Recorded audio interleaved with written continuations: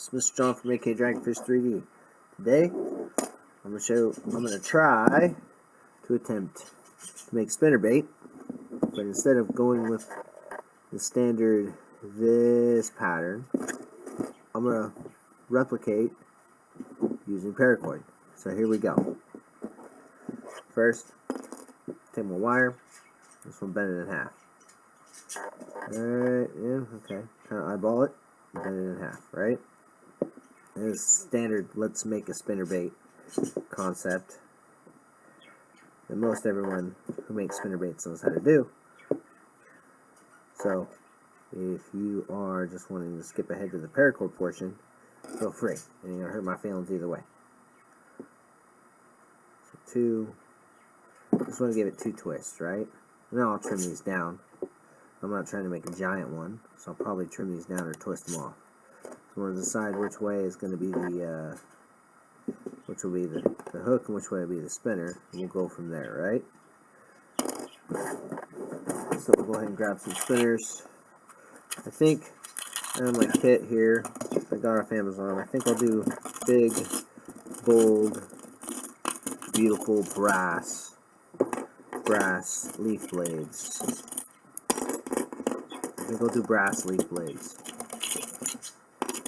So we'll go massive leaf blade, and we'll do I know I have a smaller brass leaf blade in here.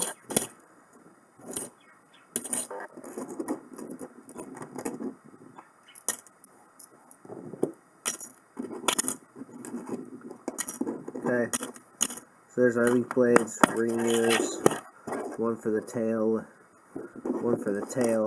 and then one for the body. I'll grab some clevises here in my box. Obviously, since we're using brass, we'll grab brass clevises.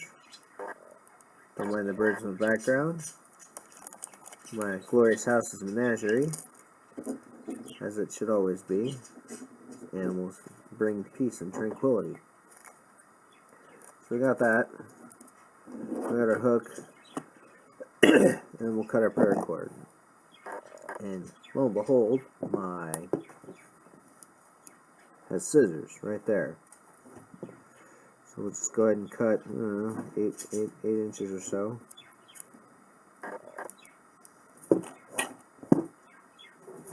Alright, and we'll pull out the guts. We'll just pull out the guts, and we'll set the guts aside. Set the guts aside for a reason. Alright? So now that we've got this portion planned out, we got a couple split rings, and we'll rock and roll. Rock and roll with some more twisting. Twisting and tying. Oh, and we need beads, that's right. So, let's see here. We'll go ahead and use, I don't know, let's throw them down. We'll go ahead and use that split ring there, and then we'll grab the same split ring there, same size split ring there. Put all the split rings away. Let's push them aside for now, okay?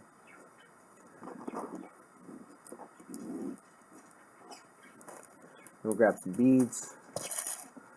We'll grab some larger beads. Since we're going orange, we'll go ahead and grab some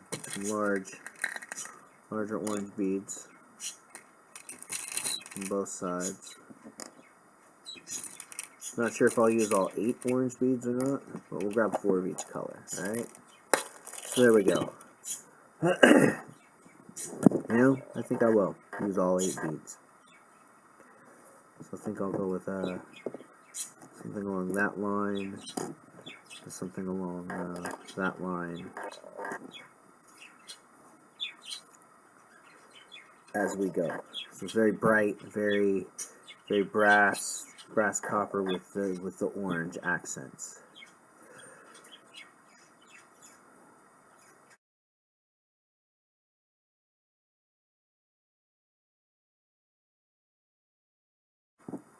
So first order of business here is start to, as I like to say, squid out my paracord. What I'm going to do is I'm going to take the paracord and I'm just going to pinch it. No tools needed, just grab it, pinch it, pull it apart. You're just essentially unbraiding the paracord after you've taken the guts out. Okay? You just kind of do this to desired length. This is a 4-inch squid, so I try to make this try to do the same concept, so I'll probably unbraid it to about there. I just pull it apart with my fingers. I'm braiding a paracord. Now, I only have orange paracord right now. Bet dollars to donuts this would look amazing with just about any color paracord. I plan on picking up some pink and maybe some black paracord next time I go out and about. And then we'll go from there. But for now, just kind of, right? And get that length going, get that squid-like going here.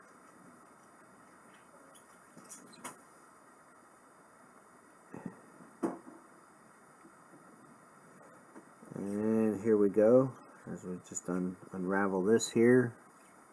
Easy peasy. So today in Alaska, it's a nice bright sunny day. Early April. Still got a good amount of snow outside. We haven't hit our green up yet. It's kind of running late. Mother Nature's kind of taking her sweet time this year. So there's some places that are thawed out, but otherwise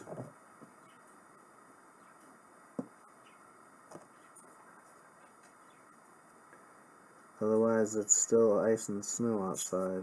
It's getting to that point where it's too dangerous to be out on the ice, but it's too nice to be inside. So I think I'm about done here unbraiding this paracord. Just kind of fill it out. I'm going to take the end. I'm going to give it about an inch, give or take, plus or minus, and cut it off. And we're going to go from there. Right? We're going to take our hook. We're going to treat this thing just like a jig. Oh no, okay. Alright, need to take a quick break to go find a lighter. So we're back. Got some lighter here. So what you want to do is just on this end that we just trimmed, we just melt the end down just a little bit. And you don't want to do anything fancy, just a little bit. Just heat it up, right, until it starts to melt. Squish it down, right? But you don't want to seal the end. I kind of sealed the end, so I screwed that up a bit. So we'll just snip it off, right? The whole point is to have the tube. The whole point is to have the tube for the hook, right? And I'll get to the reason why here in a second. So you just will melt it down, so it's just a little crunchy like that, and crunchy like that. Okay. So now we got our tail, if you will. And if we put it side by side with a squid, it'll work, right? So then we're going to go ahead and take our hook and feed it through, right? And we'll just run it just like a jig. Nothing crazy and fancy, right? Now here's where we get crazy and fancy. One thing you could possibly do is just melt this down again and smash it. Okay, so, right, so it shrinks around the hook. Right? I don't have much luck with that. So this is where these come into play. Alternatively, you can use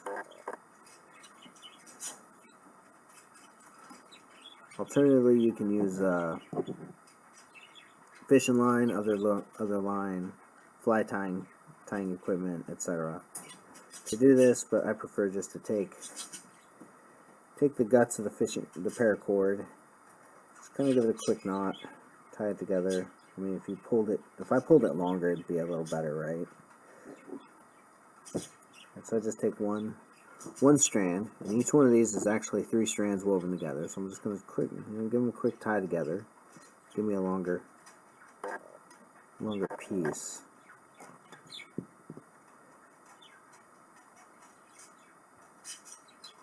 To work with. Alright, and we're just going to... So we got our squid, and we just feed the hook through like so. And then one thing you can do is melt it down. But what I prefer to do is take the paracord guts. Since I cut a short strand, I tied them together. But you could do this with a longer strand, right? Right, and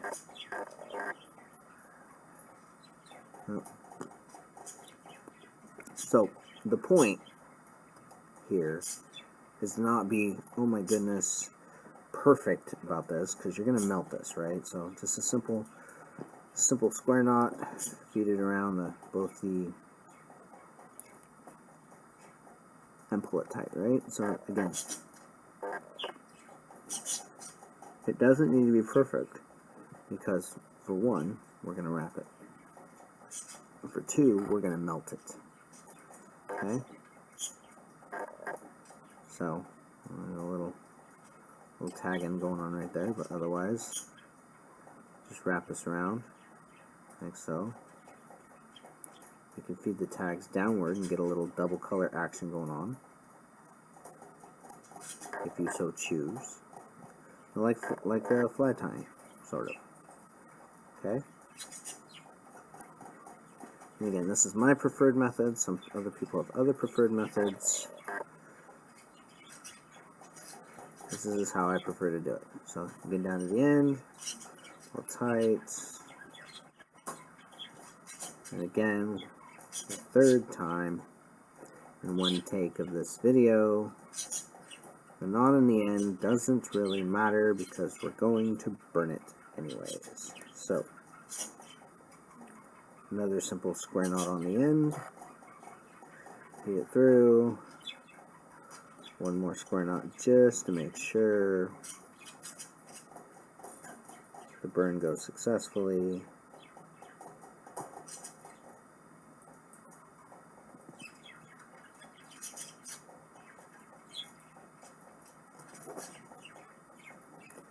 Right, that didn't go so well, so we'll just trim this end here, rub it down. Now we'll just burn it, right? Because again, it's paracord, it'll melt.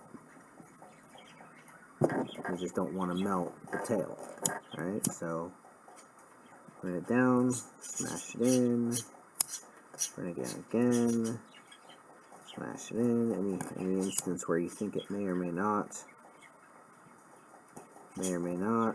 undone, kind of burn it down and smash it in. It's okay for it to slide on the hook to a degree for what we're doing here. So again, burn it and smash it, right? Get it all smashed on there nice and good, right? And there we go.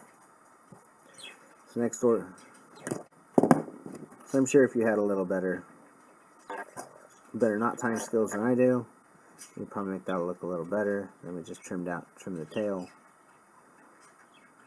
If you want, I think I'll trim the tail, trim it down just a little bit for the sake of argument.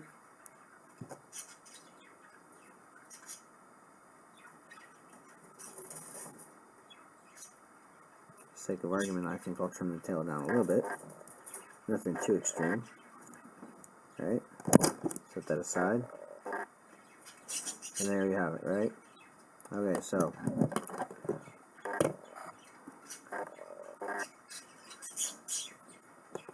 back to this point. So what I'm thinking is to put the light bead, the dark bead,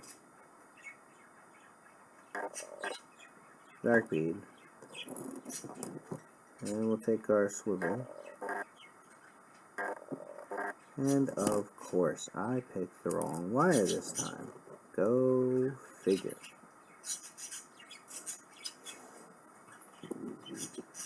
Go figure. I picked the wrong wire this time for this particular spinner. The clevis won't fit on there. But that's fine. We can always just use the split ring instead and grab a smaller split ring here. It's not about pliers.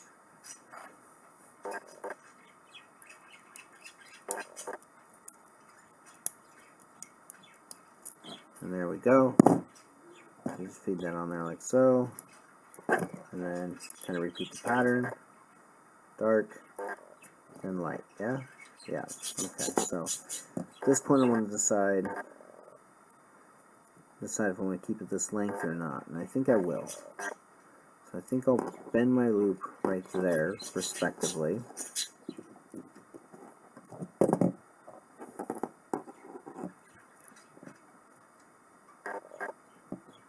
Or a little bit further here, right?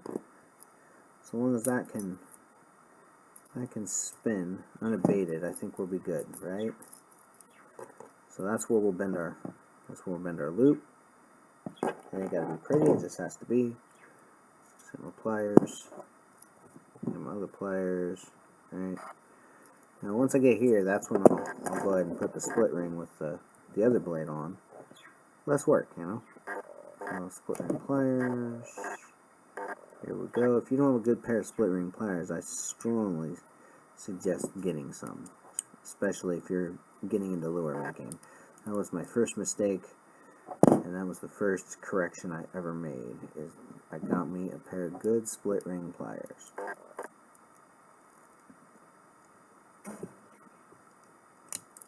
Okay, so we'll feed this on there like so, and then we'll go ahead and use the pliers and twist this on, right? Now, this ain't the business end, this is just the flashy end, so it just needs to be flashy, right? So, I'm thinking 2 twists. 1 twist, keep it tight, and then 2 twists. Then just trim off the tag end. Some nippers. Right, like so.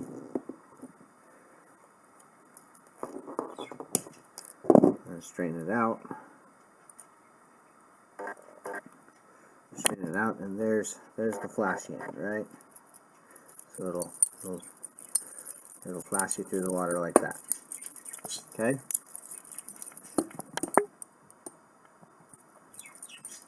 All right. So next order of business is the hook end. So again, we're going to decide. I normally do a triangle method when I'm doing spinnerbaits. So like this, and that's where I'm going to put the hook. So I'll make the bend first, so I know where the hook is, and then I'll put the beads on, the other attraction beads. And I'll do the same color pattern that I did on the other side, right? So I'll go bright, bright bead, if I can get them on, there you go. Bright bead, dark bead. And this time I'll only do 7. I think now that I'm putting it together, I'll do 7, right? 3 there, okay? And I'll do the bend.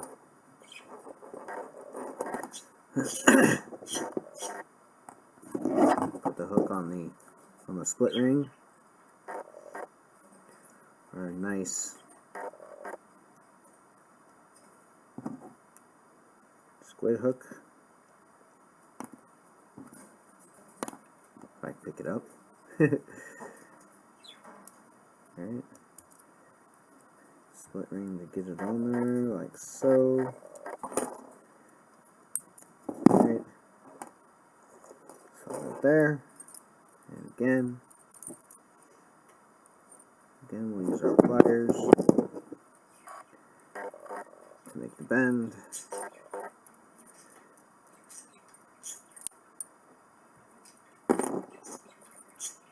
Pliers to make our bend. Okay.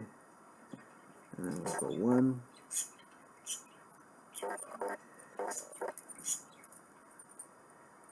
2, and 3. Alright. And then we'll trim the tag, we'll straighten it out. Trim the tag. Again, that could probably be tied a bit better, melted a bit better, for what it's worth.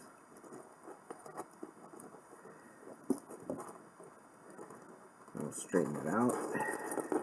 Trim the tag. Tag into the wire there, so it doesn't get caught on anything. It's just shot across the room. And there we have it, everyone. We've made yet another spinnerbait, except this time we've gone ahead and used the paracord on the end of the hook. So orange and brass. Should go through the water like so, and we should be good to go. If you like what you see, go ahead and hit the like button. Subscribe if you want to see more content. I do lots of lures, lots of lure making as we wait for the green up to happen. And then once the green up happens, I'm going to start hitting the water. I hit the water fairly heavy here in interior Alaska and beyond. Fishing all the lakes, all the rivers, and I plan on putting all that content on YouTube this year. So stick around. Thank you for watching. Have a good day.